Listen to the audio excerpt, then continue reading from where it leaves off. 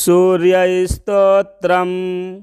ॐ सप्ताश्वं समारुह्य रुणसारथिमुत्तमं श्वेतपद्मधरं देवं त्वां सूर्यं प्रणमाम्यहं। बन्धूकपुष्पसङ्काशं हारकुण्डलभूषणम् एकचक्रधरं देवं त्वां सूर्यं प्रणमाम्यहं। लोहितस्वर्णसङ्काशं सर्वलोकपितामहं सर्वव्याधिहरं देवं त्वां सूर्यं प्रणमाम्यहं। त्वं देव ईश्वरः शक्र ब्रह्म विष्णुमहेश्वराट् परं धर्मं परं ज्ञानं त्वां सूर्यं प्रणमाम्यहं। त्वं देवलोककर्ता च कीर्यात्मा करणांसकं तेजो रुद्रधरं दैवं त्वां सूर्यं प्रणमाम्यहं। पृथिव्यप्तेजो वायुश्चात् माप्याकाशमेव च सर्वज्ञं श्रीजगन्नाथं त्वां सूर्यं प्रणमाम्यहं।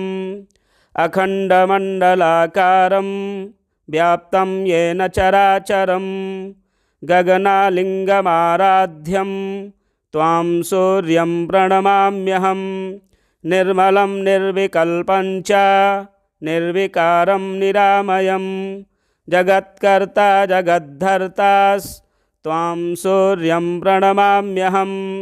सूर्यस्तोत्रं जपेन्नित्यं ग्रहपीडाविनाशनं धनं धान्यं मनोवाञ्छा श्रियः प्राप्नोति नित्यशः। शिवरात्रिसहस्रेषु कृत्वा जागरणं भवेत् यत्फलं लभते सर्वं तद्वै सूर्यस्य दर्शनात्। एकादशी सहस्राणि संक्रान्त्ययुतमेव च सप्तकोटिषु दर्शेषु तत्फलं सूर्यदर्शनात्। अश्वमेधसहस्राणि वाजपेयशतानि च कोटिकन्याप्रदानानि तत्फलं सूर्यदर्शनात्। गयापिण्डः परं दाने पितॄणां च समुद्धरं दृष्ट्वा ह्यग्रेश्वरं देवं तत्फलं समवाप्नुयात्। अग्रेश्वरसमोपेतो सोमनाथस्तथैव च कैदारमुदकं पीत्वा पुनर्जन्म न विद्यते। सूर्यस्तोत्रं पठे नित्यं एकचित्तः समाहितः दुःखदारिद्र्यनिर्मुक्तः सूर्यलोकं स गच्छति। ॐ सप्ताश्वं समारुह्य रुणसारथिमुत्तमं श्वेतपद्मधरं देवं त्वां सूर्यं प्रणमाम्यहं। बन्धूकपुष्पसङ्काशं हारकुण्डलभूषणम् एकचक्रधरं देवं त्वां सूर्यं प्रणमाम्यहं। लोहितस्वर्णसङ्काशं सर्वलोकपितामहं सर्वव्याधिहरं देवं त्वां सूर्यं प्रणमाम्यहं। त्वं देव ईश्वरः शक्र ब्रह्म विष्णुमहेश्वराट् परं धर्मं परं ज्ञानं त्वां सूर्यं प्रणमाम्यहं। त्वं देवलोककर्ता च कीर्यात्मा करणांसकं तेजो रुद्रधरं दैवं त्वां सूर्यं प्रणमाम्यहं। पृथिव्यप्तेजो वायुश्चात् माप्याकाशमेव च सर्वज्ञं श्रीजगन्नाथं त्वां सूर्यं प्रणमाम्यहं। अखण्डमण्डलाकारं व्याप्तं येन चराचरं गगनालिङ्गमाराध्यं त्वां सूर्यं प्रणमाम्यहं। निर्मलं निर्विकल्पं च निर्विकारं निरामयं जगत्कर्ता जगद्धर्तास्त्वां सूर्यं प्रणमाम्यहं। सूर्यस्तोत्रं जपेन्नित्यं ग्रहपीडाविनाशनं धनं धान्यं मनोवाञ्छा श्रियः प्राप्नोति नित्यशः। शिवरात्रिसहस्रेषु कृत्वा जागरणं भवेत्, यत्फलं लभते सर्वं तद्वै सूर्यस्य दर्शनात्। एकादशी सहस्राणि संक्रान्त्ययुतमेव च, सप्तकोटिषु दर्शेषु तत्फलं सूर्यदर्शनात्। अश्वमेधसहस्राणि वाजपेयशतानि च, कोटिकन्याप्रदानानि तत्फलं सूर्यदर्शनात्। गयापिण्डः परं दाने पितॄणां च समुद्धरम्, दृष्ट्वा ह्यग्रेश्वरं देवं तत्फलं समवाप्नुयात्। अग्रेश्वरसमोपेतो सोमनाथस्तथैव च, कैदारमुदकं पीत्वा पुनर्जन्म न विद्यते। सूर्यस्तोत्रं पठे नित्यम् एकचित्तः समाहितः, दुःखदारिद्र्यनिर्मुक्तः सूर्यलोकं स गच्छति। ॐ सप्ताश्वं समारुह्य ऋणसारथिमुत्तमं, श्वेतपद्मधरं देवं त्वां सूर्यं प्रणमाम्यहं। बन्धूकपुष्पसङ्काशं हारकुण्डलभूषणम्, एकचक्रधरं देवं त्वां सूर्यं प्रणमाम्यहं। लोहितस्वर्णसङ्काशं सर्वलोकपितामहं, सर्वव्याधिहरं देवं त्वां सूर्यं प्रणमाम्यहं। त्वं देव ईश्वरः शक्र ब्रह्मविष्णुमहेश्वराट्, परं धर्मं परं ज्ञानं त्वां सूर्यं प्रणमाम्यहं। त्वं देवलोककर्ता च कीर्यात्मा करणांसकं, तेजो रुद्रधरं दैवं त्वां सूर्यं प्रणमाम्यहं। पृथिव्यप्तेजो वायुश्चात्माप्याकाशमेव च, सर्वज्ञं श्रीजगन्नाथं त्वां सूर्यं प्रणमाम्यहम्। अखण्डमण्डलाकारं व्याप्तं येन चराचरं, गगनालिङ्गमाराध्यं त्वां सूर्यं प्रणमाम्यहं।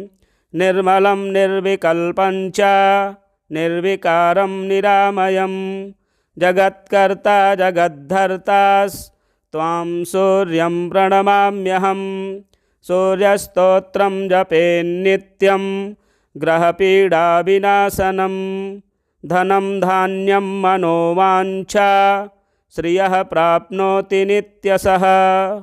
शिवरात्रिसहस्रेषु कृत्वा जागरणं भवेत्, यत्फलं लभते सर्वं तद्वै सूर्यस्य दर्शनात्। एकादशी सहस्राणि संक्रान्त्ययुतमेव च, सप्तकोटिषु दर्शेषु तत्फलं सूर्यदर्शनात्। अश्वमेधसहस्राणि वाजपेयशतानि च, कोटिकन्याप्रदानानि तत्फलं सूर्यदर्शनात्। गयापिण्डः परं दाने पितॄणां च समुद्धरम्, दृष्ट्वा ह्यग्रेश्वरं देवं तत्फलं समवाप्नुयात्। अग्रेश्वरसमोपेतो सोमनाथस्तथैव च, कैदारमुदकं पीत्वा पुनर्जन्म न विद्यते। सूर्यस्तोत्रं पठे नित्यम् एकचित्तः समाहितः, दुःखदारिद्र्यनिर्मुक्तः सूर्यलोकं स गच्छति। ॐ सप्ताश्वं समारुह्य ऋणसारथिमुत्तमं, श्वेतपद्मधरं देवं त्वां सूर्यं प्रणमाम्यहं। बन्धूकपुष्पसङ्काशं हारकुण्डलभूषणम्, एकचक्रधरं देवं त्वां सूर्यं प्रणमाम्यहं। लोहितस्वर्णसङ्काशं सर्वलोकपितामहं, सर्वव्याधिहरं देवं त्वां सूर्यं प्रणमाम्यहं। त्वं देव ईश्वरः शक्र ब्रह्म विष्णु महेश्वराट् परं धर्मं परं ज्ञानं त्वां सूर्यं प्रणमाम्यहं त्वं देवलोककर्ता च कीर्यात्मा करणांसकं तेजो रुद्रधरं दैवं त्वां सूर्यं प्रणमाम्यहं पृथिव्यप्तेजो वायुश्चात्माप्याकाशमेव च सर्वज्ञं श्रीजगन्नाथं त्वां सूर्यं प्रणमाम्यहम् अखण्डमण्डलाकारं व्याप्तं येन चराचरं गगनालिङ्गमाराध्यं त्वां सूर्यं प्रणमाम्यहं निर्मलं निर्विकल्पं च निर्विकारं निरामयं जगत्कर्ता जगद्धर्तास्त्वां सूर्यं प्रणमाम्यहं सूर्यस्तोत्रं जपेन्नित्यं ग्रहपीडाविनाशनं धनं धान्यं मनोवाञ्छा श्रियः प्राप्नोति नित्यशः शिवरात्रिसहस्रेषु कृत्वा जागरणं भवेत् यत्फलं लभते सर्वं तद्वै सूर्यस्य दर्शनात् एकादशी सहस्राणि संक्रान्त्ययुतमेव च सप्तकोटिषु दर्शेषु तत्फलं सूर्यदर्शनात् अश्वमेधसहस्राणि वाजपेयशतानि च कोटिकन्याप्रदानानि तत्फलं सूर्यदर्शनात् गयापिण्डः परं दाने पितॄणां च समुद्धरम् दृष्ट्वा ह्यग्रेश्वरं देवं तत्फलं समवाप्नुयात् अग्रेश्वरसमोपेतो सोमनाथस्तथैव च कैदारमुदकं पीत्वा पुनर्जन्म न विद्यते सूर्यस्तोत्रं पठे नित्यम् एकचित्तः समाहितः दुःखदारिद्र्यनिर्मुक्तः सूर्यलोकं स गच्छति ॐ सप्ताश्वं समारुह्य ऋणसारथिमुत्तमं श्वेतपद्मधरं देवं त्वां सूर्यं प्रणमाम्यहं बन्धूकपुष्पसङ्काशं हारकुण्डलभूषणम्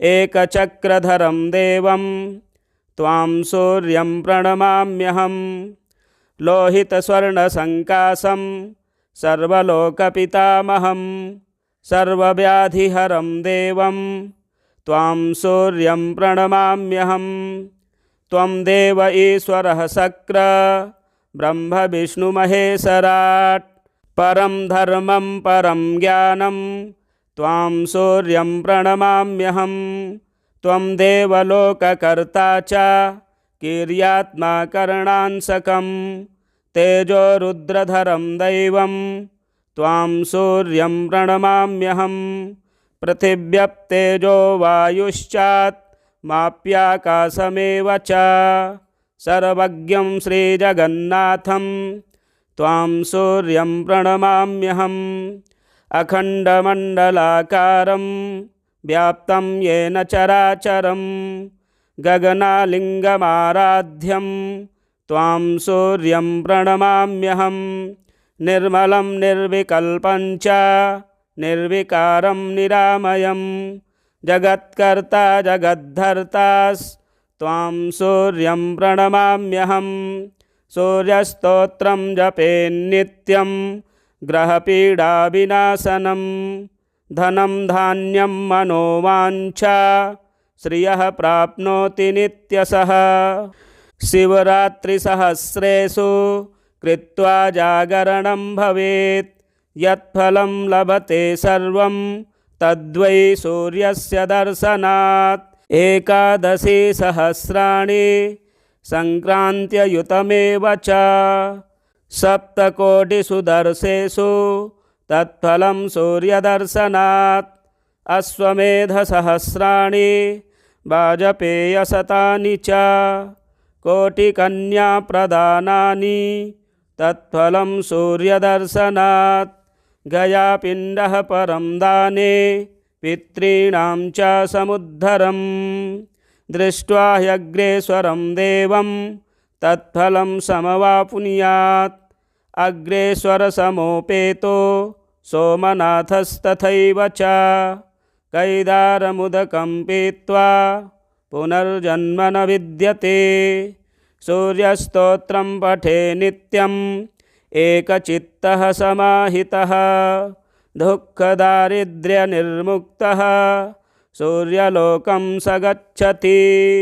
ॐ सप्ताश्वं समारुह्य ऋणसारथिमुत्तमं श्वेतपद्मधरं देवं त्वां सूर्यं प्रणमाम्यहं बन्धूकपुष्पसङ्कासं हारकुण्डलभूषणम् एकचक्रधरं देवं त्वां सूर्यं प्रणमाम्यहं लोहितस्वर्णसङ्कासं सर्वलोकपितामहं सर्वव्याधिहरं देवं त्वां सूर्यं प्रणमाम्यहं त्वं देव ईश्वरः शक्र ब्रह्म विष्णुमहेश्वराट् परं धर्मं परं ज्ञानं त्वां सूर्यं प्रणमाम्यहं त्वं देवलोककर्ता च कीर्यात्मा करणांसकं तेजो रुद्रधरं दैवं त्वां सूर्यं प्रणमाम्यहं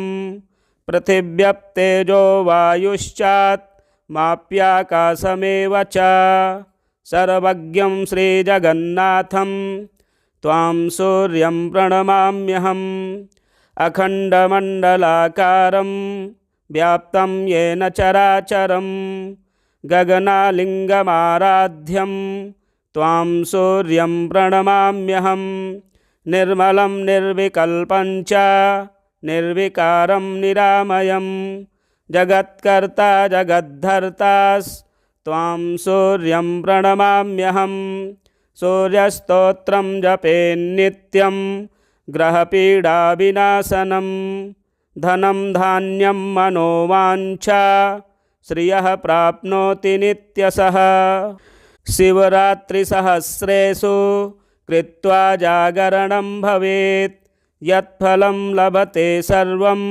तद्वै सूर्यस्य दर्शनात् एकादशी सहस्राणि संक्रान्त्ययुतमेव च सप्तकोटिषु दर्शेषु तत्फलं सूर्यदर्शनात् अश्वमेधसहस्राणि वाजपेयशतानि च कोटिकन्याप्रदानानि तत्फलं सूर्यदर्शनात् गयापिण्डः परं दाने पितॄणां च समुद्धरम् दृष्ट्वा ह्यग्रेश्वरं देवं तत्फलं समवाप्नुयात् अग्रेश्वरसमोपेतो सोमनाथस्तथैव च कैदारमुदकं पीत्वा पुनर्जन्म न विद्यते सूर्यस्तोत्रं पठे नित्यम् एकचित्तः समाहितः दुःखदारिद्र्यनिर्मुक्तः सूर्यलोकं स गच्छति।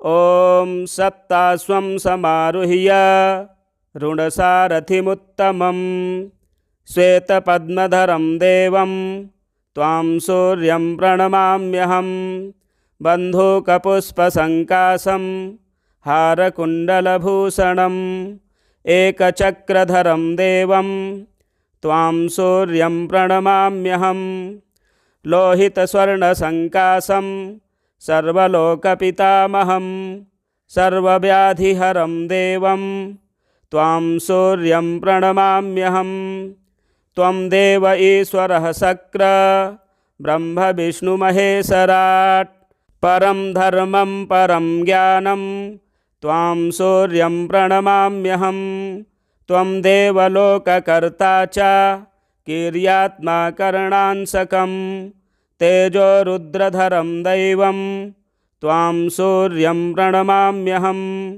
पृथिव्यप्तेजो वायुश्चात् माप्याकाशमेव च सर्वज्ञं श्रीजगन्नाथं त्वां सूर्यं प्रणमाम्यहं अखण्डमण्डलाकारं व्याप्तं येन चराचरं गगनालिङ्गमाराध्यं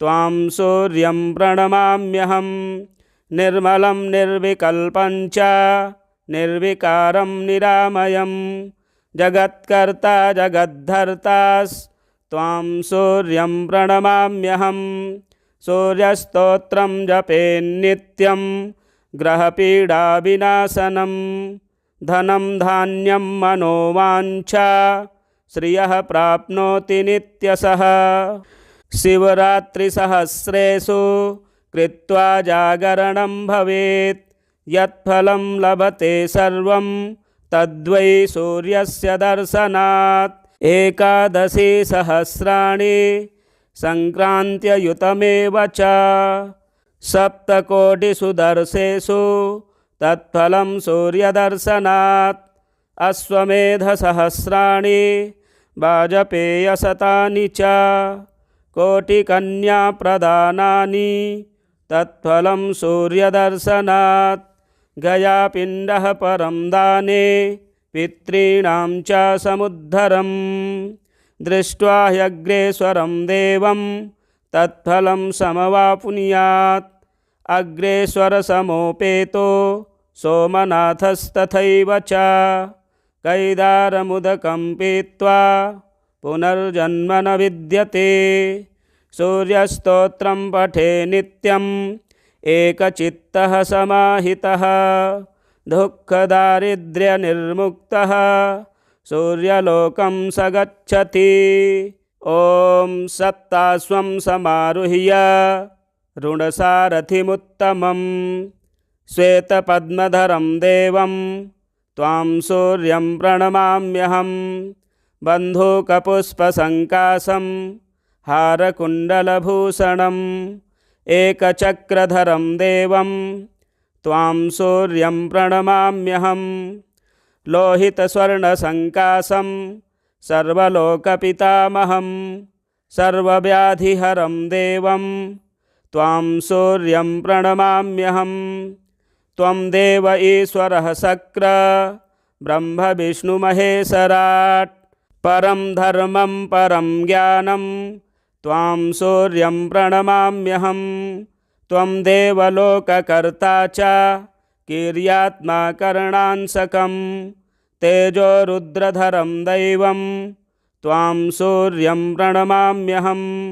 पृथिव्यप्तेजो वायुश्चात्माप्याकाशमेव च सर्वज्ञं श्रीजगन्नाथं त्वां सूर्यं प्रणमाम्यहम् अखण्डमण्डलाकारं व्याप्तं येन चराचरं गगनालिङ्गमाराध्यं त्वां सूर्यं प्रणमाम्यहं निर्मलं निर्विकल्पं च निर्विकारं निरामयं जगत्कर्ता जगद्धर्तास्त्वां सूर्यं प्रणमाम्यहं सूर्यस्तोत्रं जपेन्नित्यं ग्रहपीडाविनाशनं धनं धान्यं मनोवाञ्छा श्रियः प्राप्नोति नित्यशः शिवरात्रिसहस्रेषु कृत्वा जागरणं भवेत् यत्फलं लभते सर्वं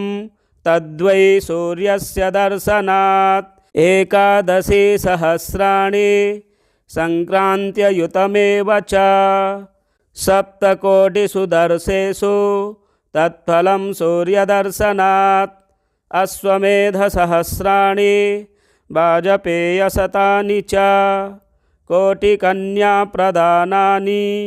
तत्फलं सूर्यदर्शनात् गयापिण्डः परं दाने पितॄणां च समुद्धरम् दृष्ट्वा ह्यग्रेश्वरं देवं तत्फलं समवाप्नुयात् अग्रेश्वरसमोपेतो सोमनाथस्तथैव च कैदारमुदकं पीत्वा पुनर्जन्म न विद्यते सूर्यस्तोत्रं पठे नित्यम् एकचित्तः समाहितः दुःखदारिद्र्यनिर्मुक्तः सूर्यलोकं स गच्छति। ॐ सत्तास्वं समारुह्य ऋणसारथिमुत्तमं श्वेतपद्मधरं देवं त्वां सूर्यं प्रणमाम्यहं बन्धूकपुष्पसङ्काशं हारकुण्डलभूषणम् एकचक्रधरं देवं त्वां सूर्यं प्रणमाम्यहं लोहितस्वर्णसङ्काशं सर्वलोकपितामहं सर्वव्याधिहरं देवं त्वां सूर्यं प्रणमाम्यहं त्वं देव ईश्वरः शक्र ब्रह्मविष्णुमहेश्वराट् परं धर्मं परं ज्ञानं त्वां सूर्यं प्रणमाम्यहं त्वं देवलोककर्ता च कीर्यात्मा करणांसकं तेजो रुद्रधरं दैवं त्वां सूर्यं प्रणमाम्यहं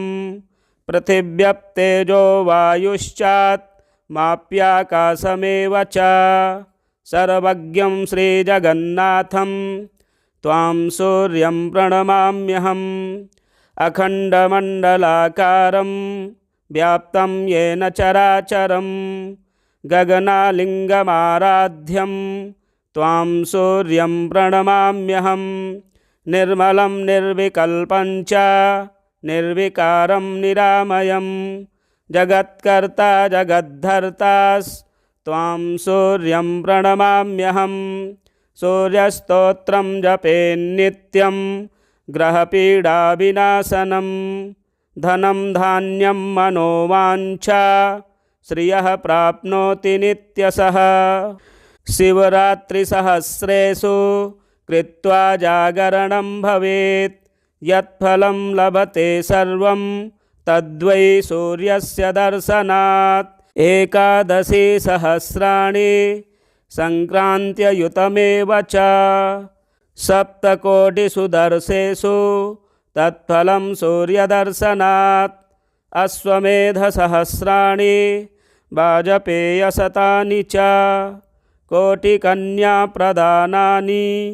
तत्फलं सूर्यदर्शनात् गयापिण्डः परं दाने पितॄणां च समुद्धरम् दृष्ट्वा ह्यग्रेश्वरं देवं तत्फलं समवाप्नुयात् अग्रेश्वरसमोपेतो सोमनाथस्तथैव च कैदारमुदकं पीत्वा पुनर्जन्म न विद्यते सूर्यस्तोत्रं पठे नित्यम् एकचित्तः समाहितः दुःखदारिद्र्यनिर्मुक्तः सूर्यलोकं स गच्छति।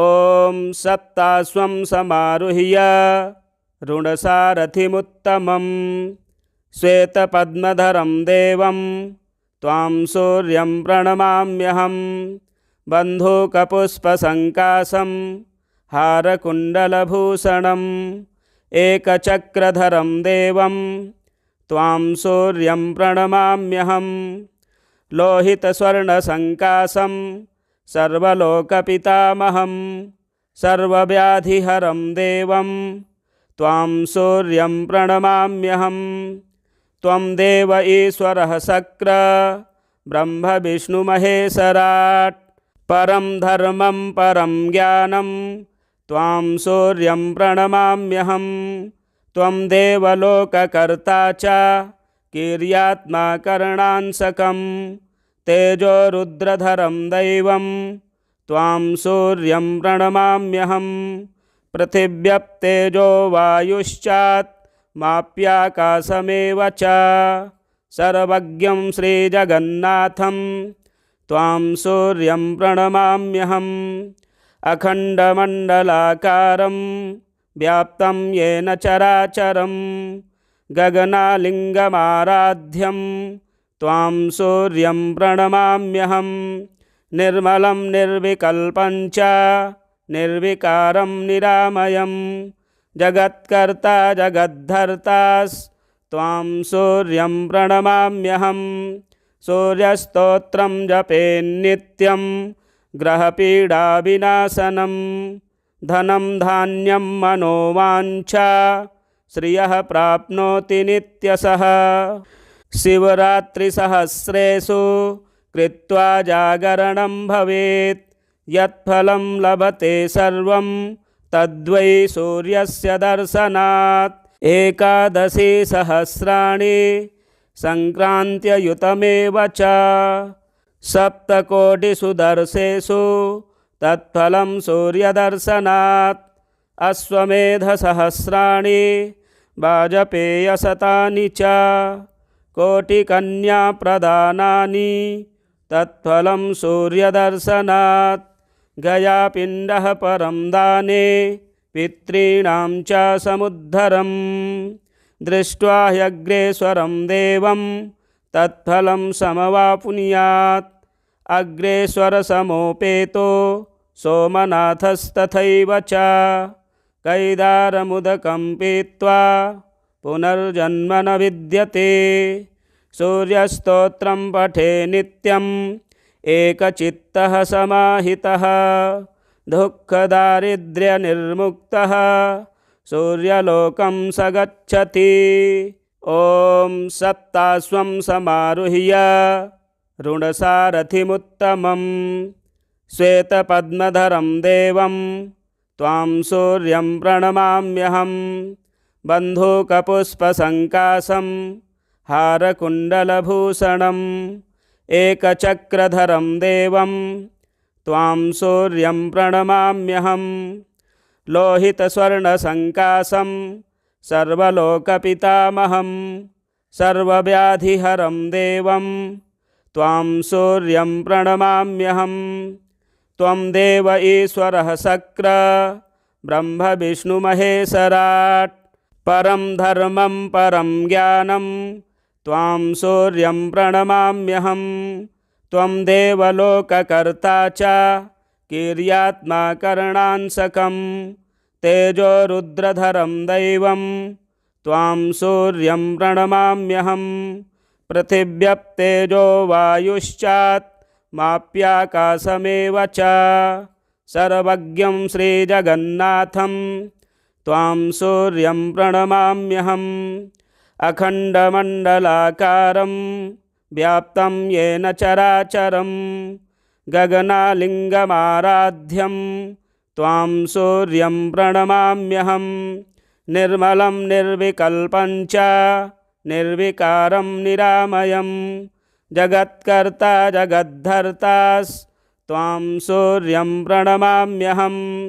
सूर्यस्तोत्रं जपेन्नित्यं ग्रहपीडाविनाशनं धनं धान्यं मनोवाञ्छा श्रियः प्राप्नोति नित्यशः।